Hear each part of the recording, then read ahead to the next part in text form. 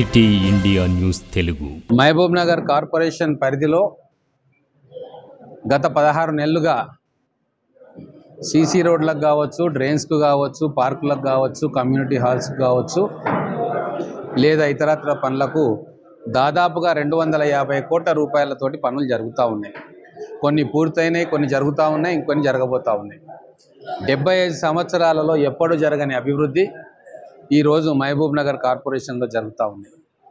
కాంగ్రెస్ ప్రభుత్వం అధికారంలోకి వచ్చిన తర్వాత మెయిన్ రోడ్ల మీదనే అభివృద్ధి కాదు, ప్రజలు ఎక్కడ నివాసం ఉంటున్నారు అక్కడికి అభివృద్ధి ఫలాలను తీసుకుపోవాలి, అందజేయాలన్న ఉద్దేశంతో ప్రతి కాలనీలో, ప్రతి బస్తీలో కూడా ఈరోజు డ్రైన్లు కావచ్చు, రోడ్స్ కావచ్చు, కమ్యూనిటీ హాల్స్ కావచ్చు, ఆ ప్రాంతంలో ఏ అవసరం ఉన్నా కూడా ఆ అవసరాన్ని తీర్చే విధంగా మేమందరం కూడా పనిచేస్తూ ఉన్నాము.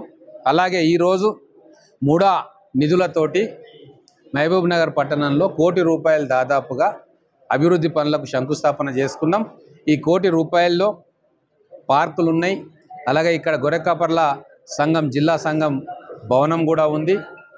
అలాగే సీసీ రోడ్స్ కూడా ఉన్నాయి. ఈ అభివృద్ధి నిరంతరం కొనసాగుతుంది. మన మున్సిపాలిటీ నుంచి కార్పొరేషన్గా చేసుకుంటున్నందుకు దాని ఫలాలు మనం అనుభవిస్తూ ఉన్నాం. గౌరవ ముఖ్యమంత్రి రేవంత్ రెడ్డి గారు కూడా మహబూబ్ నగర్ కార్పొరేషన్కు అత్యధిక నిధులు ఇవ్వడానికి సిద్ధంగా ఉన్నాడు. నేను ఒకటే కార్పొరేషన్లో నివాసం ఉంటున్న ప్రజలకు ఒకటే చెప్తా ఉన్నా, మన ముఖ్యమంత్రి గారు పాలమూరు బిడ్డ కాబట్టే మన మీద ప్రేమ చూపిస్తూ ఉన్నాడు.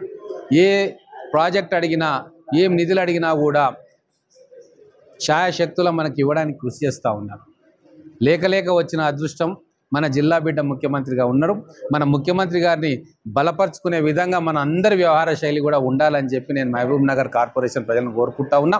రాబోయే రోజుల్లో ఎటువంటి రాజకీయ పరీక్ష మన ముందుకు వచ్చినా కూడా అక్కడ మన ముఖ్యమంత్రి గారికి బలం చేకూర్చే విధంగా పనిచేయాలి తప్ప వారిని వీక్ చేసే విధంగా మన ఆలోచన ఉండకూడదు, మన కార్యాచరణ ఉండకూడదు అని చెప్పి మహబూబ్ నగర్ కార్పొరేషన్, మహబూబ్ నగర్ జిల్లా ప్రజలందరికీ కూడా నేను మనస్ఫూర్తిగా వారికి విన్నవించుకుంటా ఉన్నా.